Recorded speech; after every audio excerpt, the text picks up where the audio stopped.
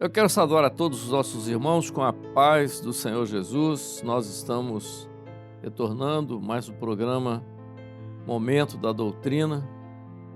Nós vamos dar início logo depois da vinheta.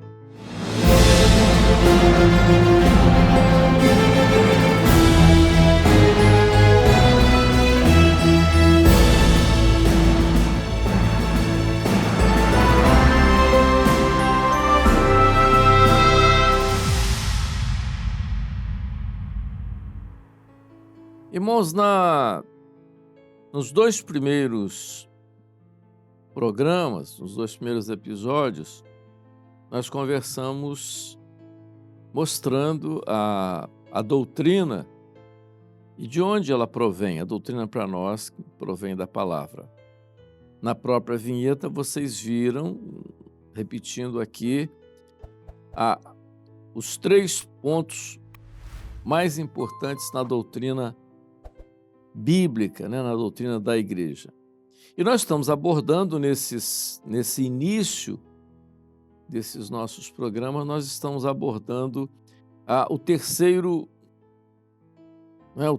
episódio, o terceiro ponto dessa doutrina que nós não, a própria palavra chama de corpo. Tanto no primeiro como no segundo episódio, no segundo programa, mas no segundo programa, nós demos ênfase à doutrina de corpo, mostrando que quando o apóstolo Paulo dá ênfase à doutrina de corpo, falando a respeito da igreja e do que acontece na igreja, comparando-a com o corpo humano, ele não criou, como muitos teólogos até chamaram de doutrinas paulinas. Paulo não criou uma doutrina. Paulo, nós falamos isso, ele descreve de maneira minuciosa até a doutrina da igreja e esse aspecto que nós estamos abordando aqui sobre corpo. Falamos que a primeira palavra sobre corpo, claro, apareceu quando Pedro, na primeira mensagem, cita o profeta Joel e aquilo que nós já falamos no segundo programa. Mas hoje nós vamos abordar o seguinte aspecto: como Jesus fala, como ele mostra esse assunto da igreja como corpo no seu ministério. Será que Jesus já começa no seu ministério a mostrar o funcionamento da igreja dessa forma, como depois a igreja viveu isso e como o próprio apóstolo Paulo depois ensina? Vamos observar certos pontos importantes. Nada que acontece na Bíblia é por acaso, nada. Tudo que está na Bíblia tem um sentido, tudo que está na Bíblia segue um plano pré-determinado, predestinado, porque a Bíblia, na verdade, contém um projeto profético. Então, nada está ali por acaso. As pessoas vão falar sobre a igreja, a Bíblia, é o aspecto hermenêutico, exegético. Isso é puramente aquilo que é a avaliação até racional. Mas vamos lá. Será que Jesus mostra no seu ministério que a igreja devia funcionar como corpo? Vamos lá. Vamos pegar um ponto interessante no início do ministério de Jesus e que as pessoas às vezes questionam e perguntam: o batismo de Jesus. Ora, o batismo de Jesus, que foi o batismo quando Jesus tinha 30 anos, foi o batismo nas águas. A própria Bíblia diz que o batismo nas águas foi o batismo para arrependimento. João, quando viu aproximar, disse para ele: eu careço de ser batizado com o seu batismo. E Jesus então respondeu e disse: é necessário que você cumpra a justiça. Mas por que isso? Se o batismo nas águas é batismo de arrependimento, é arrependimento de pecado. Mas Jesus não pecou. Jesus estava ali, o Verbo encarnado, mas ele é Deus, ele é perfeito. Então por que passar pelas águas se ele não teve pecado? Então ali ele toma a forma da igreja, que mais tarde seria falada e mencionada doutrinariamente como seu corpo. Então ali ele toma a posição de que a igreja teria que passar por aquele processo. Então ali ele coloca já a identidade da igreja e aquilo que mais tarde a igreja, já pela operação do Espírito Santo, é chamada de corpo de Cristo. Então, aquele momento ali é profético. Ele é Jesus, ele é o corpo, ele é a igreja, e ele teria que passar por aquilo ali, que é já a instrução.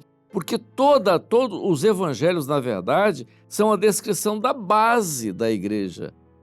São a descrição, a biografia de Jesus, dos 4 evangelhos, são a base, porque Jesus é a rocha.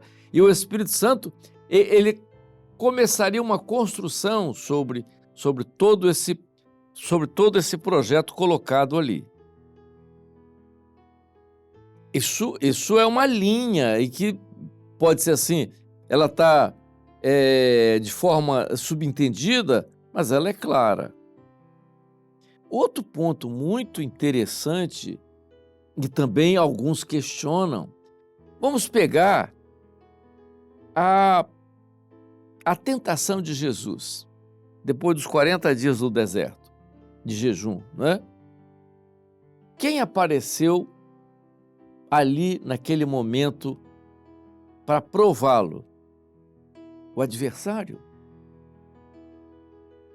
Mas que ousadia o adversário ir ali para desafiar Jesus. Aquelas 3 colocações que ele coloca diante de Jesus, mas Jesus é Deus. Como Deus permitiu aquilo? Como ele permitiu aquilo? Ali ele coloca novamente a igreja por onde ela deveria passar. Ele ali, ele profetiza acerca da igreja. E ele está mostrando, porque já é o plano profético para a igreja, a linha profética para a igreja. E ela tinha que enfrentar isso como corpo de Cristo. Por exemplo, o adversário diz assim: bom, você fez jejum, é natural, você é homem, né? Você é um corpo físico.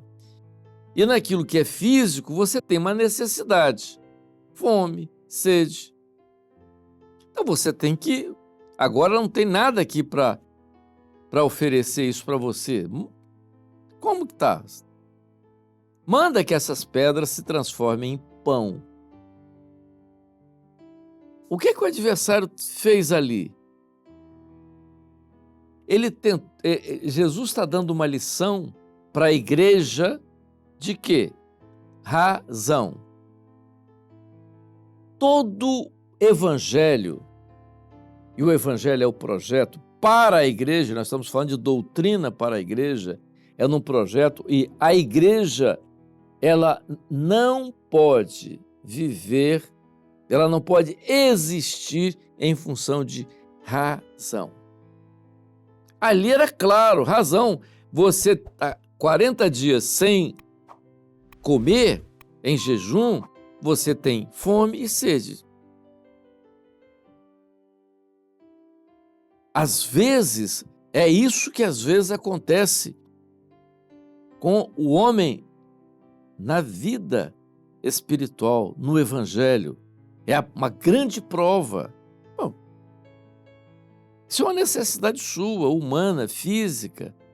Por que Deus está permitindo isso? Então, ali ele já dá uma linha para a igreja.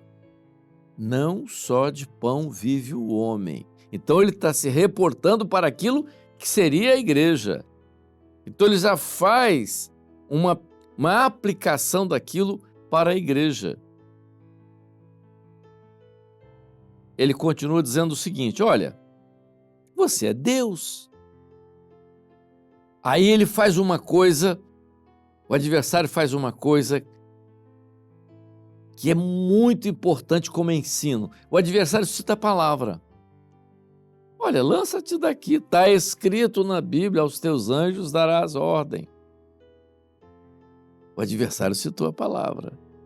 Mas ele citou a palavra em que sentido? Para que houvesse razão. Não tentarás o Senhor teu Deus. Então, toda a ação do adversário em cima do homem no Evangelho é para tirar o homem do profético, presta bem atenção, para a razão. Porque quando ele tira o homem do profético para a razão, ele tira o homem do projeto. Então, quando Jesus, essa batalha, essa prova de Jesus aí como adversário é um ensino para a igreja, porque Jesus ali, ele é a igreja, tipifica a igreja como aquilo que seria o seu corpo, aquilo que é corpo, que mais tarde Paulo chama de corpo de Cristo. A terceira, isso tudo eu vou te dar se você me adorar. Aí Jesus responde, também está escrito, aí ele cita a palavra, adorarás a Deus. Então, o ministério de Jesus, ele trata uma linha toda apontando para a igreja, mesmo naquilo que ele vem trazendo como o Cordeiro, mas apontando para a igreja o que seria a igreja. Então, nós podemos observar, então, no ministério de Jesus, essa linha doutrinária nunca isolada, sempre mostrando isso. Vamos para uma terceira colocação, ainda dentro do ministério de Jesus. Nós estamos abordando o aspecto de corpo dentro do ministério de Jesus. Vamos pegar um outro fato interessante. Jesus estava andando sobre o mar, sobre as águas. O barco, estava ali passando. Os discípulos que estavam no barco viram Jesus andando sobre as águas, não acharam, é um fantasma, coisa parecida. Pedro, então, diz o seguinte: se és tu, mande que eu vá ter contigo. Jesus, então, pode vir. E Pedro saiu do barco e começou a andar sobre as águas. E, de repente, a fúria do vento, do mar, Pedro começou a afundar. E Pedro disse: Mestre, salva-me. E Jesus foi lá, estendeu a mão e falou: homem de pouca fé. Por que aquilo? Por que aquele fato acontece? O que significa aquilo? Mais uma vez, uma lição para a igreja, que é aquilo que está de forma clara, mostrando o evangelho como corpo. Pedro não tinha nada que sair do barco. Ele tinha que continuar lá no barco. Jesus podia andar sobre o mar? Ele pode. Ele é Deus. Nós não somos, e isso é claro, nós não somos Jesus. Nós não somos o corpo, nós somos parte do corpo. Então nós dependemos do barco. Estar no barco significa estar na comunhão, é estar no corpo. E a Bíblia é muito clara, quem se isola peca. Ele quis andar sozinho. Se nós olharmos para a história dos evangelhos, nós vamos ver com clareza quem na Bíblia andou sozinho. Qual dos apóstolos teve uma caminhada só? Vamos pegar a história de Paulo. Paulo recusou ser o grande líder. A experiência da igreja primitiva no Concílio de Jerusalém. Qual era a liderança? A necessidade deles estarem envolvidos na comunhão. Isso foi muito importante ali. O homem, quando ele se isola, quando ele acha que ele pode andar sozinho, não, eu conheço Jesus, eu sei quem é Jesus, eu tenho experiência com Jesus, eu vou lá, vou andar com ele sozinho. Isso não existe. Essa é a grande falha. Esse é o grande desvio. Ele pode andar um pouco. Ele andou um pouco sobre as águas, mas logo o vento contrário, o mar. O homem não tem capacidade nenhuma para vencer o mundo. A nossa luta toda nós vencemos no corpo, na comunhão. Foi claro aquilo ali. Estava claro, aquele ensino estava claro. Ele tinha que estar no barco. E Jesus pegou, falou sobre a fé. Por que é fé? Porque a fé é a direção do Espírito. A fé não é simplesmente aquilo que Pedro achava que tinha.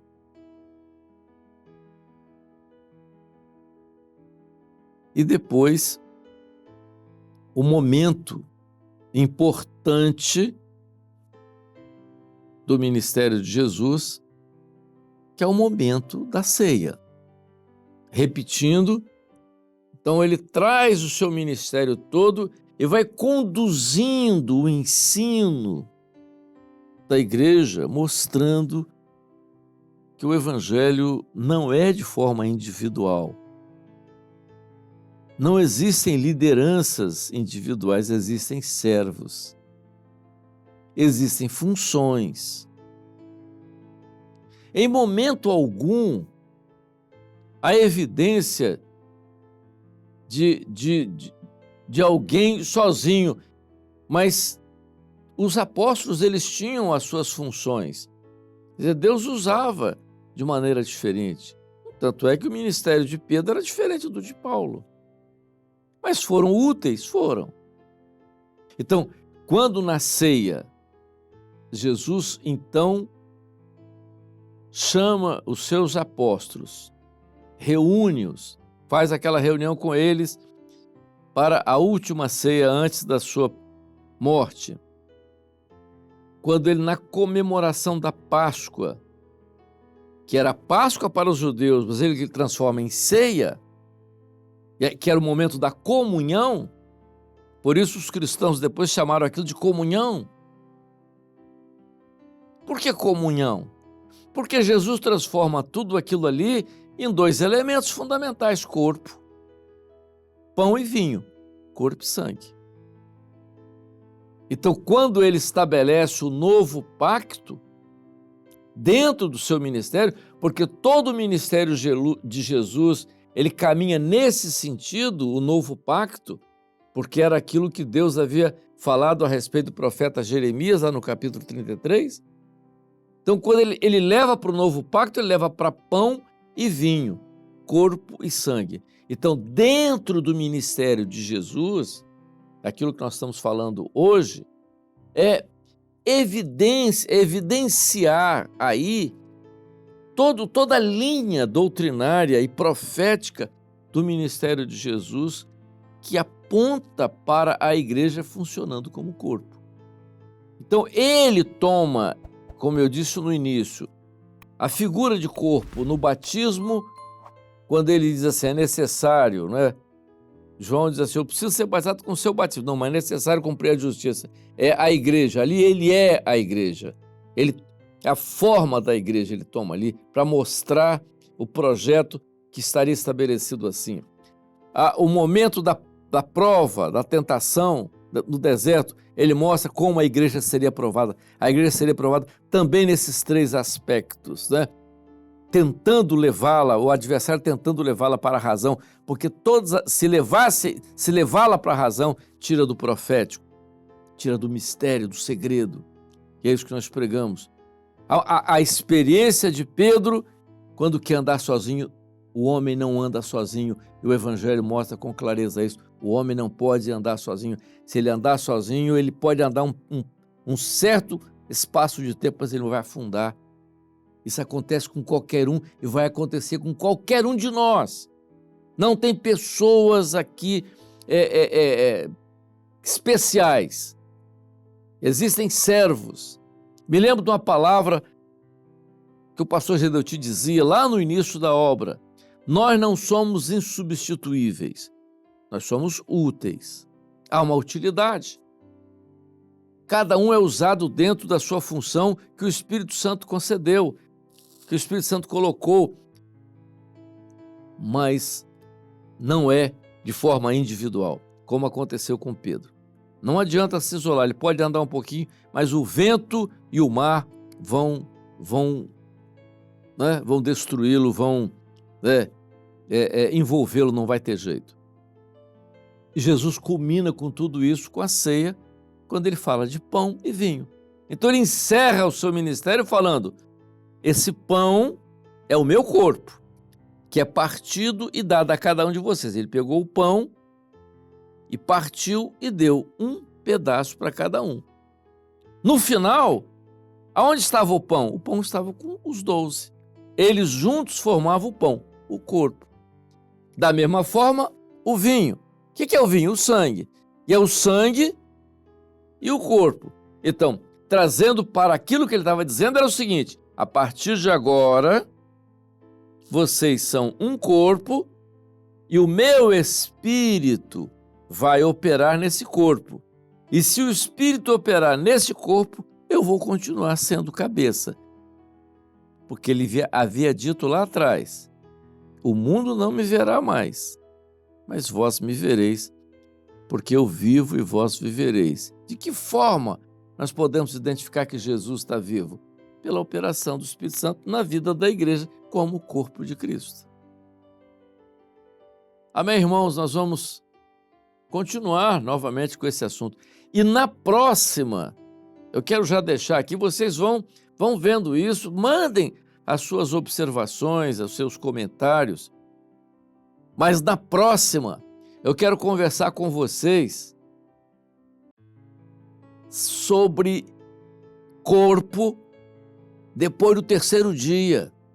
Vamos comentar, vamos abrir o assunto aqui sobre a igreja como corpo, a profecia de corpo no terceiro dia, depois da ressurreição, o período que Jesus esteve aqui, de que forma ele orienta a igreja e como ele mostra à igreja a experiência de corpo. Vamos ver esse assunto na próxima semana.